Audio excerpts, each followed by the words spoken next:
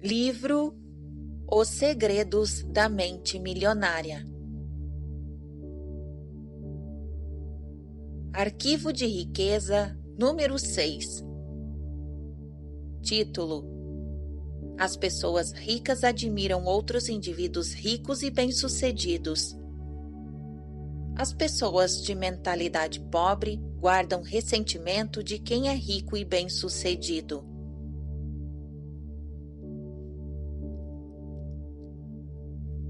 As pessoas de mentalidade pobre costumam olhar para o sucesso alheio com ressentimento, ciúmes e inveja. Ora, alfinetam com frases do tipo: "Que sorte eles têm!" Ora, sussurram: "Esses ricos são idiotas." Se você quer ser uma pessoa boa, mas considera os ricos naturalmente maus, nunca será um deles. É impossível. Como você pode ser algo que despreza?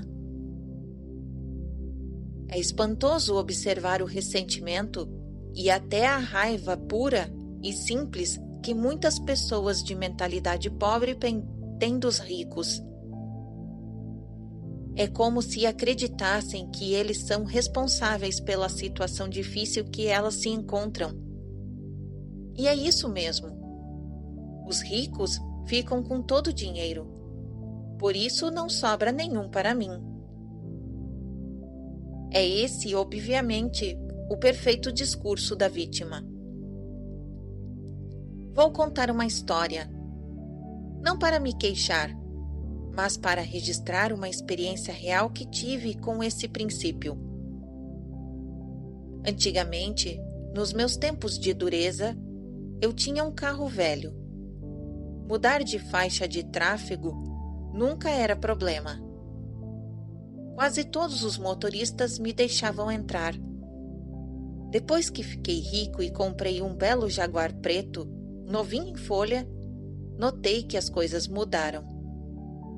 De um dia para o outro, comecei a ser cortado, às vezes ganhando gestos obscenos de brinde.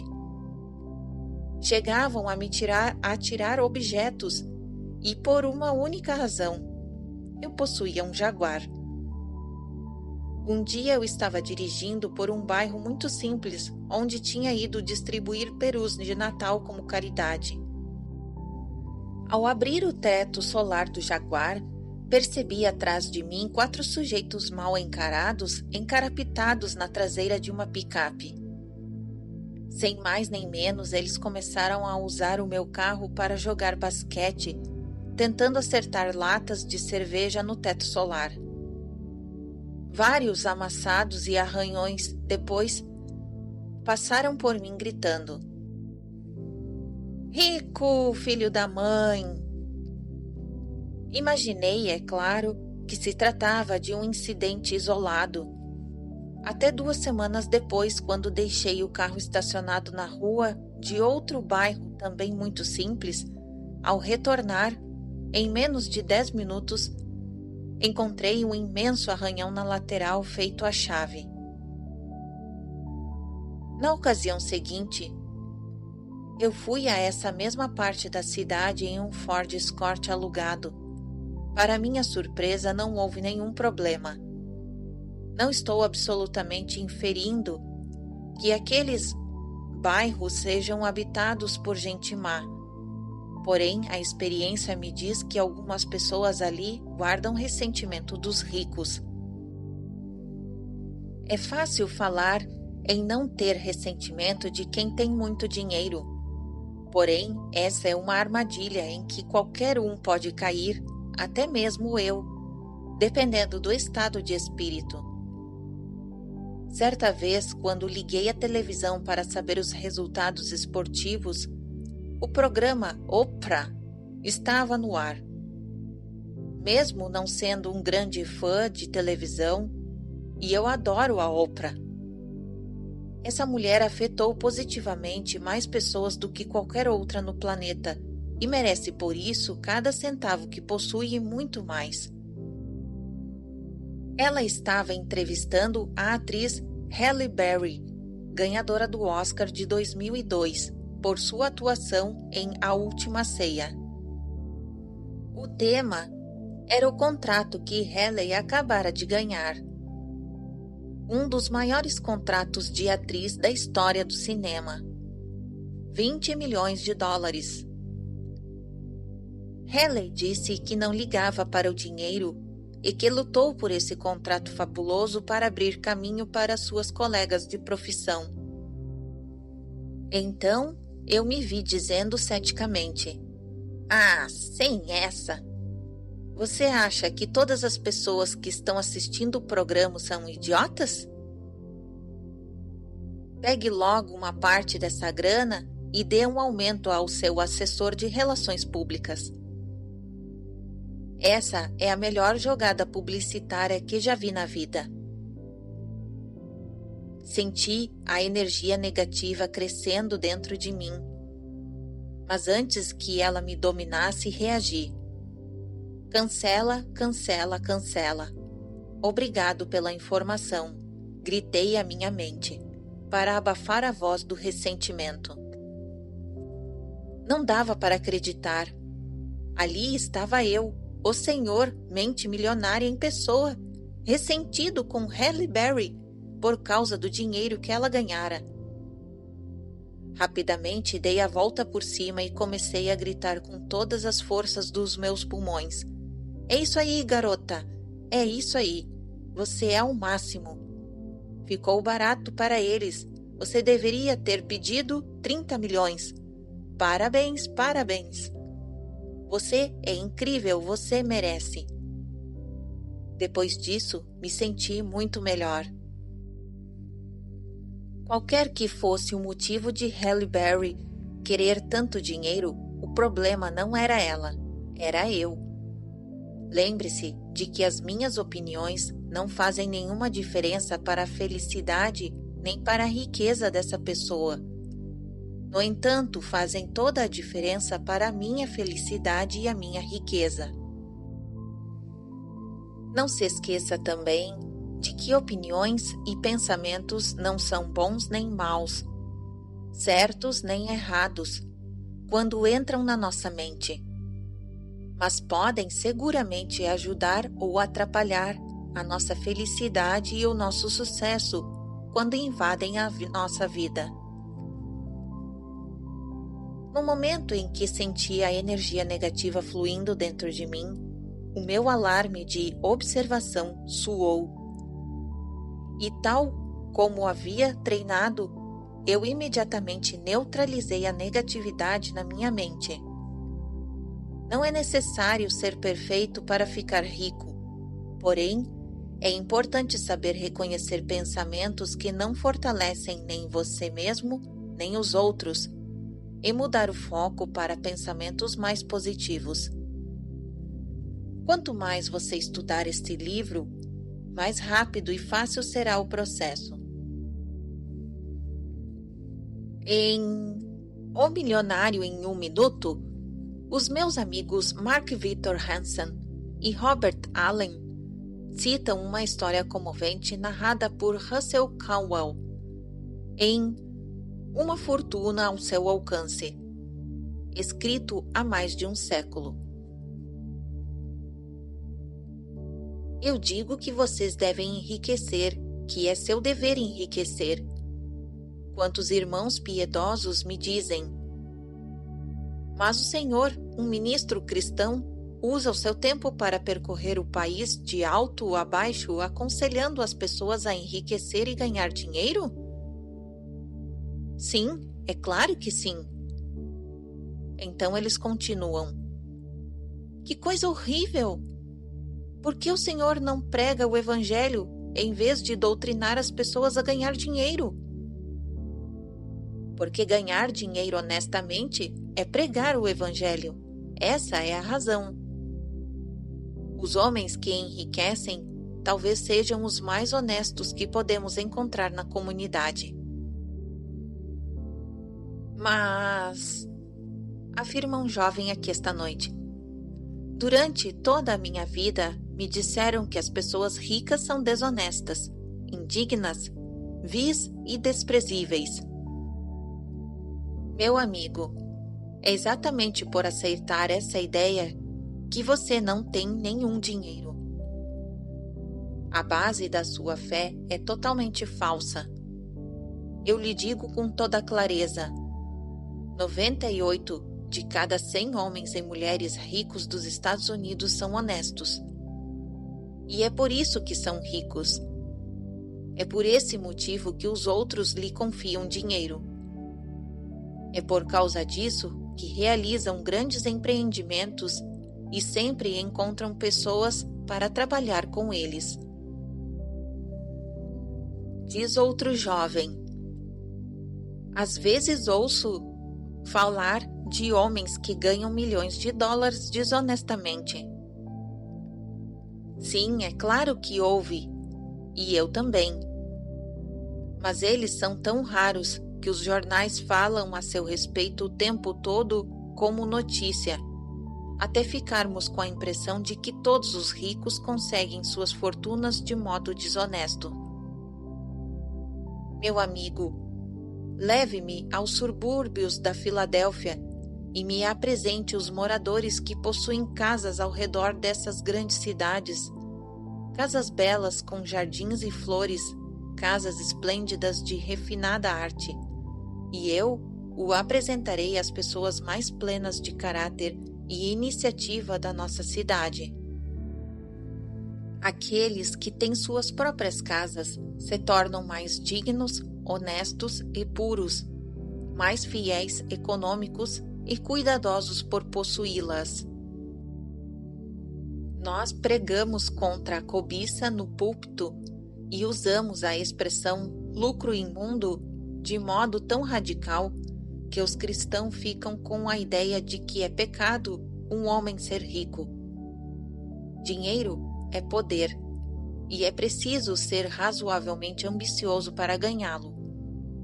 Deve ser assim porque vocês podem praticar mais boas ações com ele do que sem ele. O dinheiro imprime suas Bíblias, o dinheiro constrói as suas igrejas, o dinheiro envia os seus missionários e o dinheiro sustenta os seus pastores.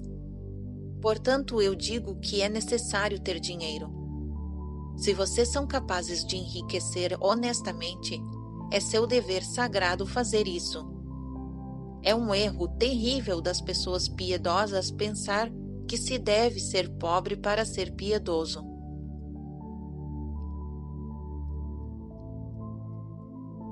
Essa passagem de Cowell expõe excelentes questões. A primeira é a confiabilidade. De todos os atributos necessários para enriquecer, ser confiável deve estar perto do topo da lista. Diga-me, você faria negócios com uma pessoa em que não confia pelo menos um pouco? Nem pensar. Portanto, para enriquecer é necessário ser confiável aos olhos de muitas pessoas. E se tantas pessoas confiam assim em alguém, é porque esse indivíduo deve ser mesmo confiável. Que outras características as pessoas devem ter para fazer fortuna? E mais importante ainda, permanecer ricas? É claro, toda regra tem exceção. Mas em termos gerais, quem você precisa ser para se sair bem em qualquer coisa? Considere as seguintes características: alguém positivo, confiável, focado, determinado, persistente, trabalhador, ativo, bondoso, comunicador, competente, razoavelmente inteligente e especializado em pelo menos uma área.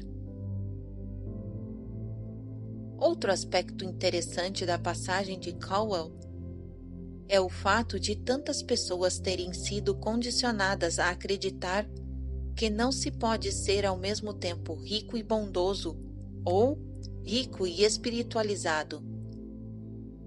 Até eu pensava dessa maneira.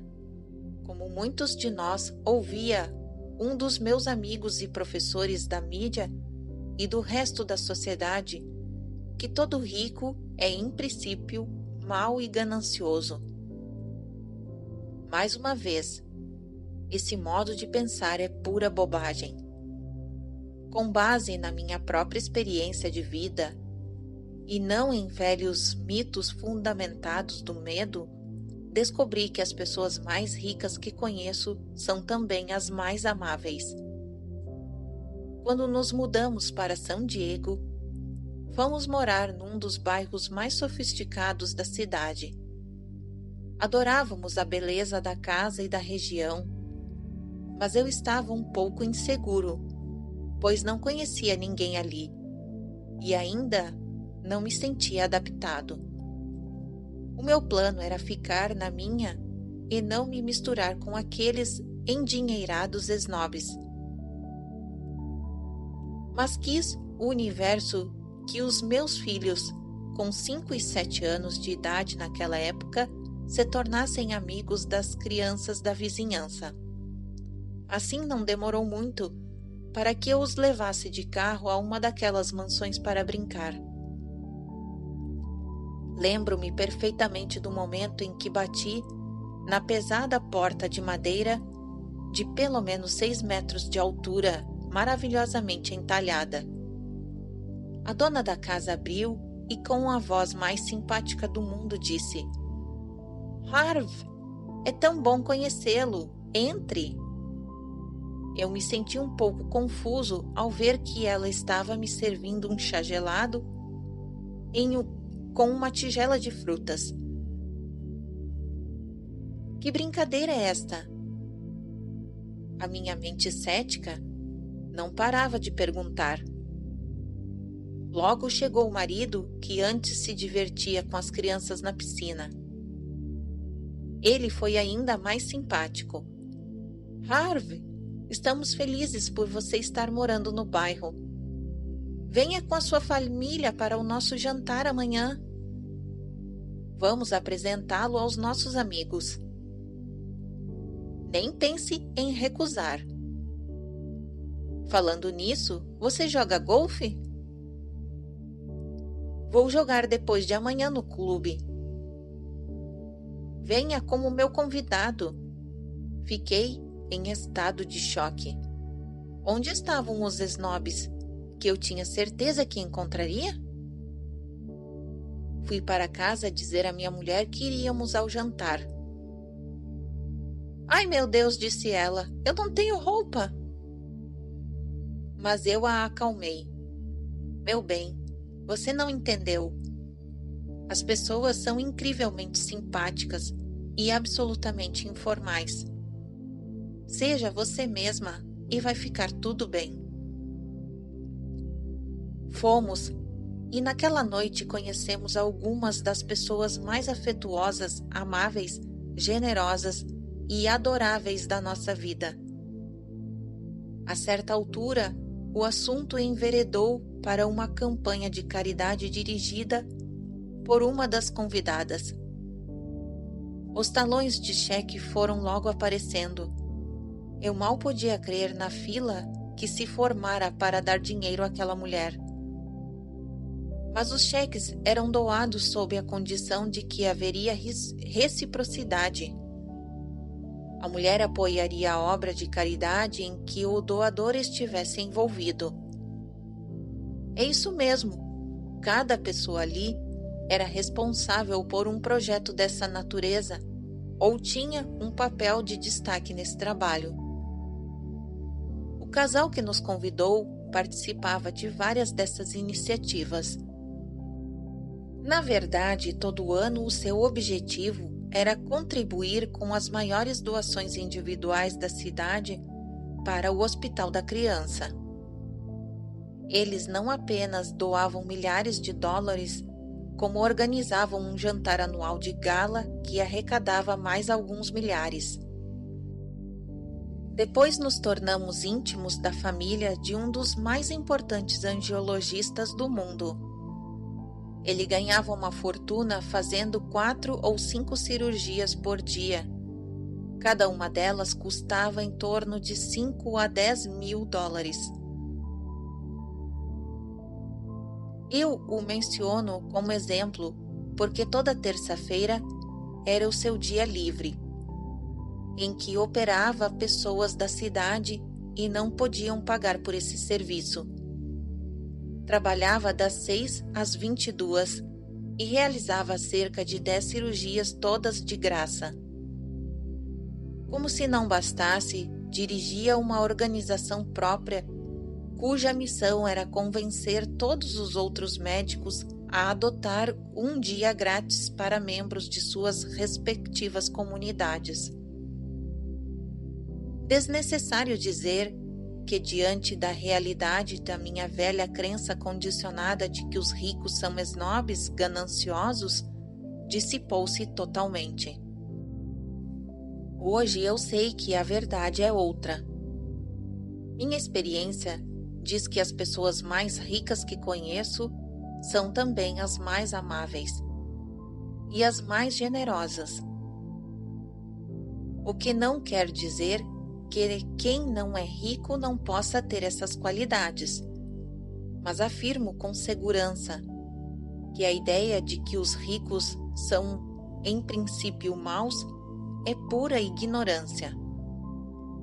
A verdade é que o ressentimento contra as pessoas bem-sucedidas financeiramente é uma das maneiras mais seguras de alguém continuar na pior.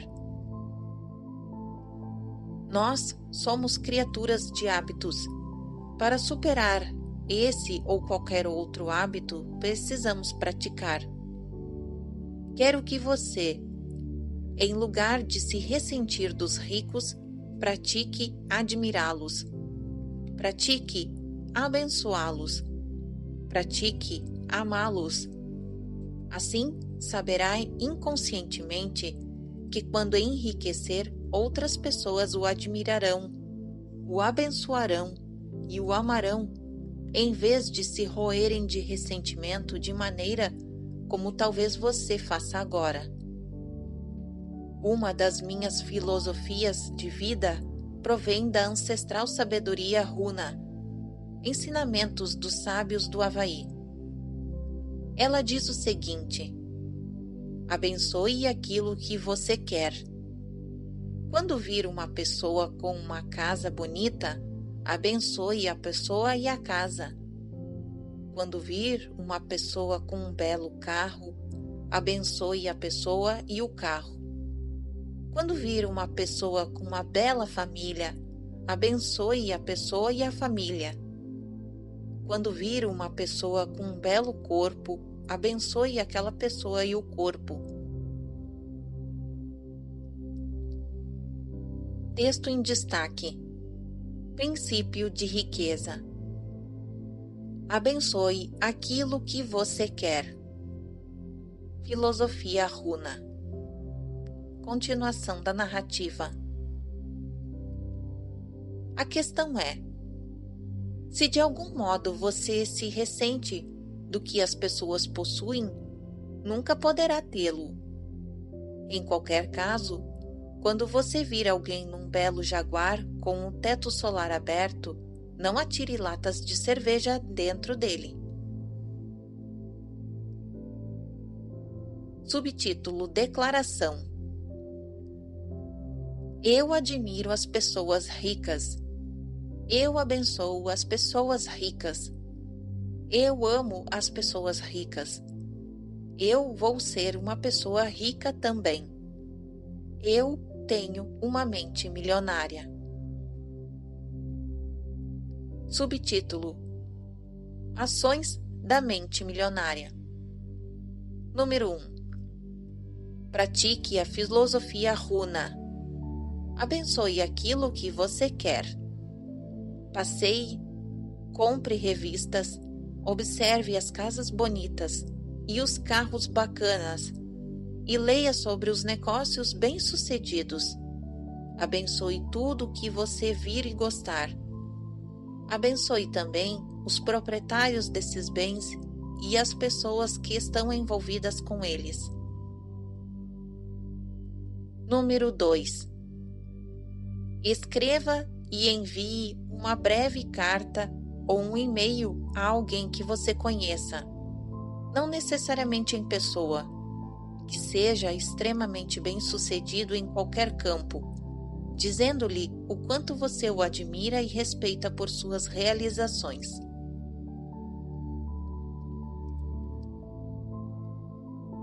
Fim do arquivo de riqueza número 6.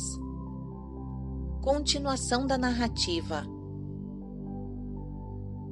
Arquivo de riqueza número 7.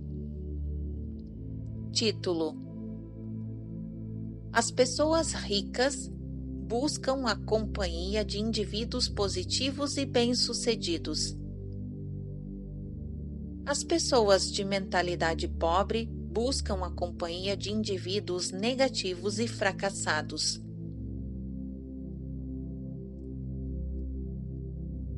As pessoas bem-sucedidas observam outras pessoas bem-sucedidas para se motivar.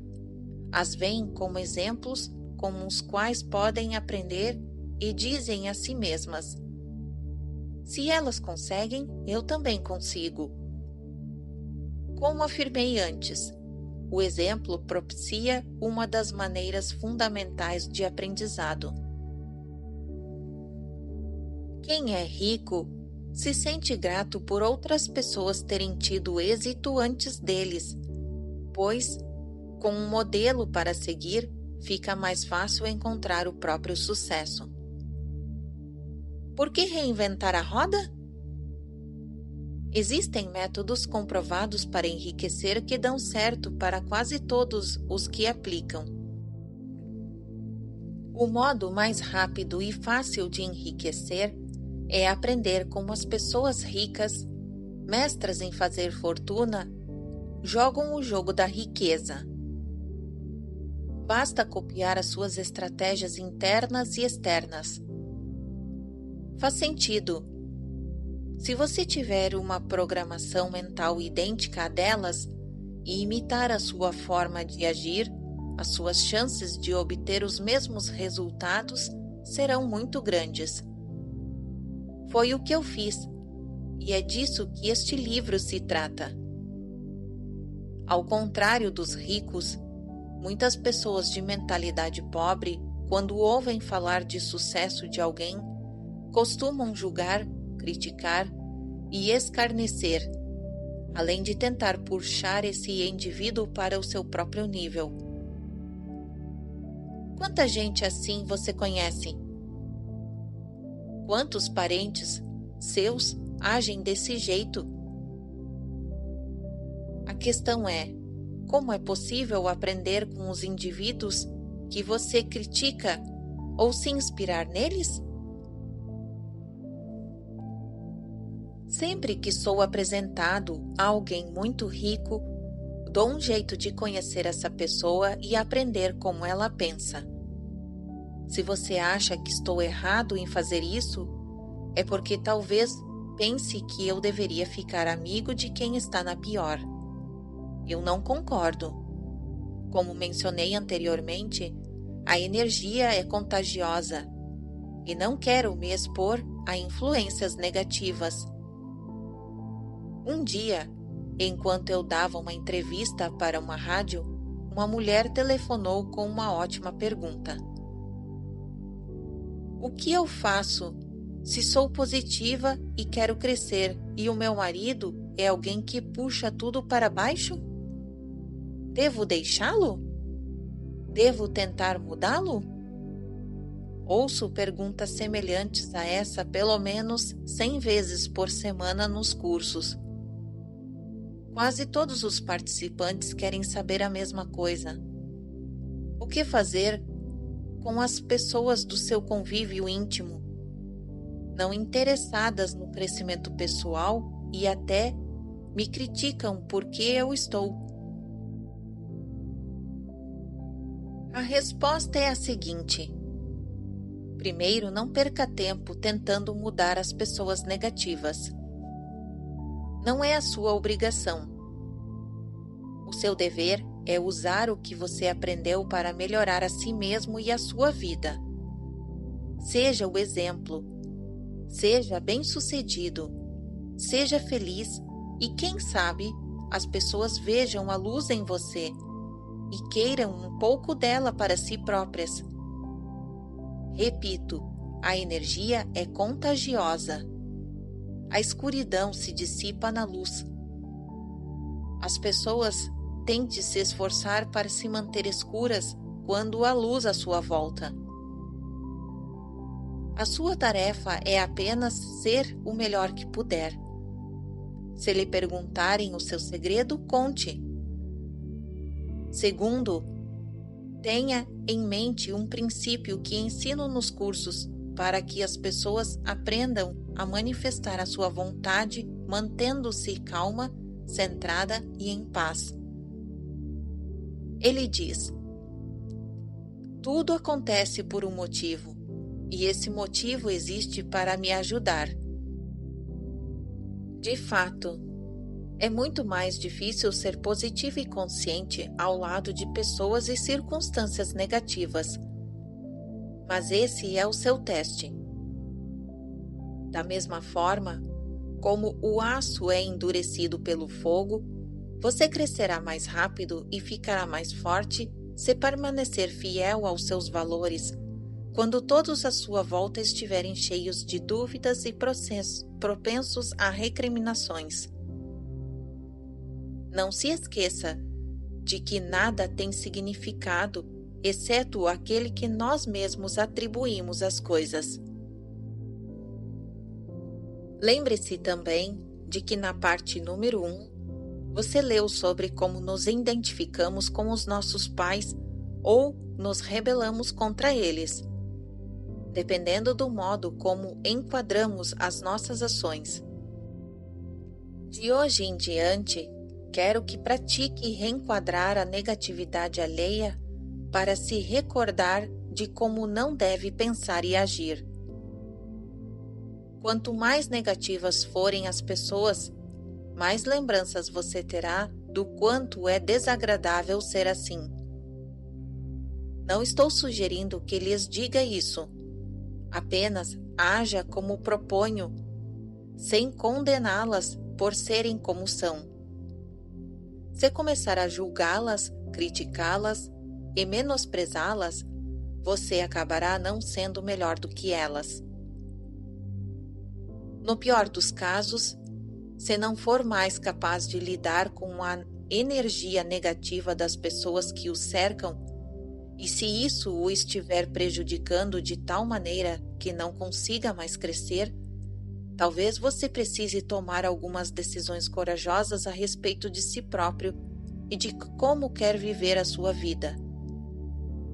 Não estou lhe sugerindo que haja de modo irrefletido, mas eu, por exemplo, jamais poderia conviver com alguém negativo e que desdenhasse do meu desejo de aprender e crescer, pessoal, espiritual e financeiramente. Não faria isso comigo, mesmo porque tenho respeito por mim e pela minha vida. Mereço toda a felicidade e todo o sucesso que eu puder ter. Repito, a energia é contagiosa. Portanto, você pode afetar ou infectar as pessoas. O inverso também é verdade. Ou elas o afetam, ou elas o infectam. Eu lhe pergunto, você abraçaria uma pessoa sabendo que ela está com conjuntivite? A maioria de nós diria, nem pensar, da conjuntivite eu quero distância. Muito bem, acredito que o pensamento negativo é uma espécie de conjuntivite mental. Em vez de coceira nos olhos, ele provoca um sentimento de desdém. Em vez de dor, causa vontade de criticar. Em vez de ardência, desencadeia um sentimento de frustração. Agora me diga, está seguro de que deseja ficar perto de alguém que apresenta esses sintomas? Tenho certeza de que você já ouviu a expressão cada qual com seu igual. Você sabia que a maior parte das pessoas ganha 20% a mais ou a menos do que os seus amigos íntimos? Por isso é importante observar quem são as pessoas com quem você se junta e escolher cuidadosamente com quem passar o seu tempo. Pela minha experiência, vejo que os ricos não entram para clubes de alta classe só para jogar golfe, mas também para estar em contato com os outros indivíduos bem-sucedidos. Há um ditado que diz: não se trata do que você sabe, mas de quem você conhece. Faço questão de buscar a companhia de pessoas positivas e de sucesso, e é tão importante quanto o de manter distância de quem é negativo.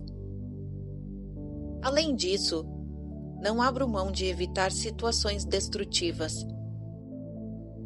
Não vejo motivo para me deixar envenenar por uma energia prejudicial. Nisso incluo discutir, fofocar e falar pelas costas. E acrescento o hábito de assistir a programas bobocas na televisão, a não ser como estratégia de relaxamento, nunca como forma básica de diversão. Quando vejo televisão, geralmente assisto a programas esportivos, jogos e entrevistas com atletas de destaque. Primeiro, porque gosto de ver os campeões de qualquer área em ação. Segundo, porque aprecio ouvi-los, presto muita atenção na sua programação mental. Para mim, quem está na primeira divisão de qualquer esporte já é um vencedor. O atleta de nível necessariamente superou diversas etapas para chegar aonde chegou, o que considero fantástico. Admiro a atitude que eles assumem nas vitórias. Foi um grande esforço para toda a equipe. Obtivemos um bom resultado, apesar de ainda precisarmos melhorar muita coisa. Em todo caso, fomos recompensados pelo nosso trabalho. Gosto também do que eles costumam dizer depois das derrotas. Foi só uma partida. Estaremos em campo de novo. Vamos simplesmente esquecer esse jogo e nos concentrar nos próximos. Agora é só conversarmos sobre os erros cometidos e treinar e fazer o que for necessário para vencer. Nos Jogos Olímpicos de 2004, a canadense Perdita Felicien, campeã mundial dos 100 metros com barreiras, era a favorita absoluta para a medalha de ouro.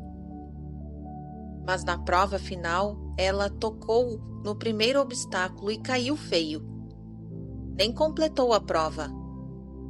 Extremamente abalada, ficou lá chorando sem acreditar no que havia acontecido. Passara os 4 anos anteriores se preparando, 6 horas por dia, 7 dias por semana. Na manhã seguinte, eu ouvi a sua entrevista coletiva. Devia tê-lo gravado. Fiquei impressionado com a visão dessa atleta sobre o que lhe ocorrera e sobre o futuro. Ela disse mais ou menos isso.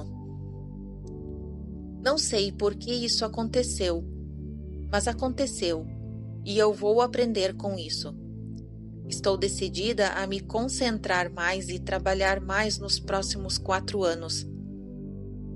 Quem sabe qual seria o meu caminho se eu tivesse vencido? Talvez eu perdesse o ímpeto de competir. Não sei, mas a minha gana de vencer é agora maior do que nunca. Voltarei ainda mais forte.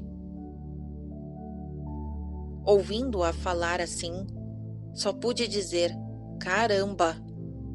A gente aprende um bocado com os campeões. As pessoas ricas procuram a companhia de vencedores, enquanto as de mentalidade pobre preferem estar perto de perdedores. Por quê? É uma questão de conforto. Os ricos sentem-se bem com o sucesso dos outros, consideram-se dignos de estar com eles. Quem pensa pequeno está sempre desconfortável ao lado de indivíduos bem-sucedidos, seja porque tem medo de ser rejeitado, seja porque se sente deslocado. Para se proteger, o seu ego parte para o julgamento e a crítica.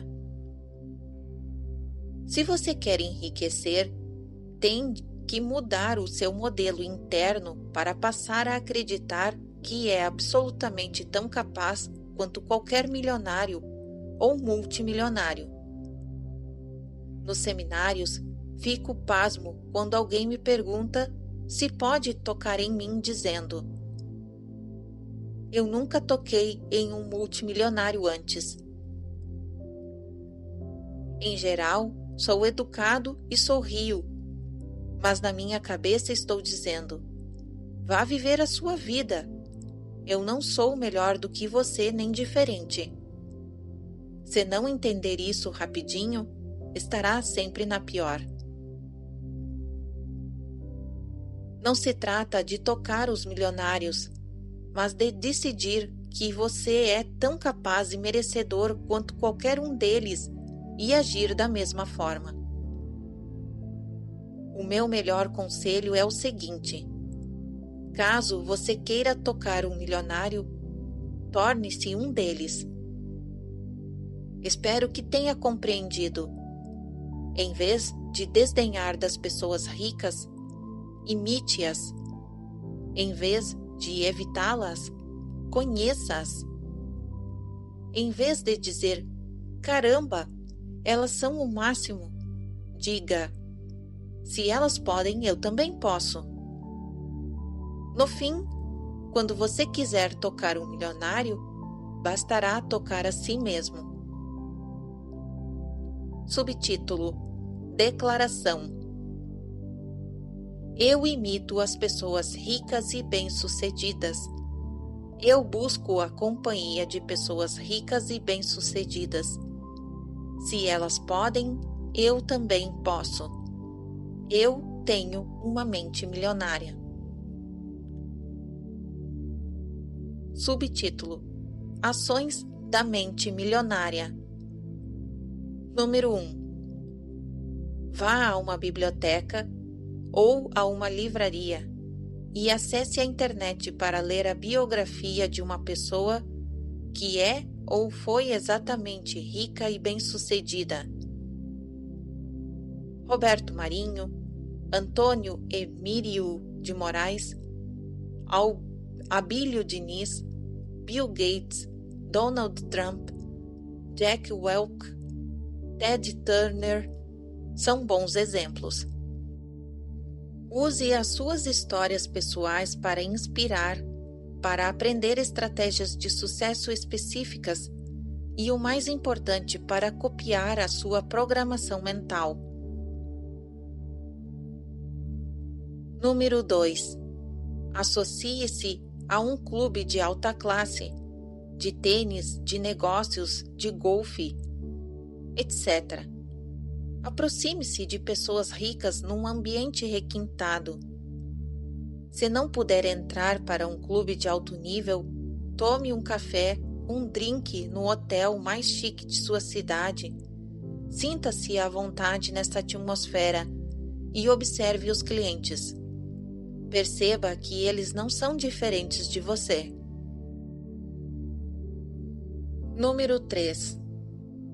Identifique uma situação ou pessoa que puxa você para baixo. Afaste-se dessa situação ou ligação, ou diminua os contatos. Número 4. Pare de assistir a bobagens na televisão e fique longe de conversas destrutivas. Fim do arquivo de riqueza número 7.